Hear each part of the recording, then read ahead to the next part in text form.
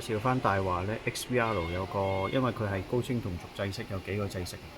有機會嗰個攝像機認唔到嗰個制式咧，就會出現混亂。咁去翻主菜單有叫做攝像機設定，入邊有個叫做數模轉換。數模轉換入邊咧可以有個表嘅，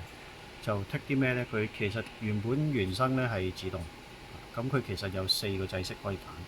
揀，一個叫 CVI、HD、CVBS 同埋其他。其他其實就係個 analog，仲有一個係 IP 嘅，一部機可以對應呢個 IP cam 嘅。咁但係如果唔對應 IP cam 咧，就唔好搞佢啦。咁就因為而家係行 auto 咧，佢正常應該會自己跳。咁有機會又話因為信號損耗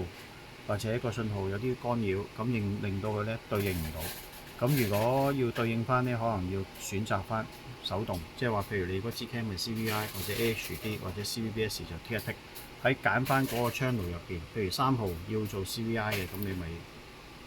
剔翻3做 CVI 咯，咁就強制佢行呢個制式，咁有機會解決到嗰個亂碼或者畫面出現有異常嗰個問題。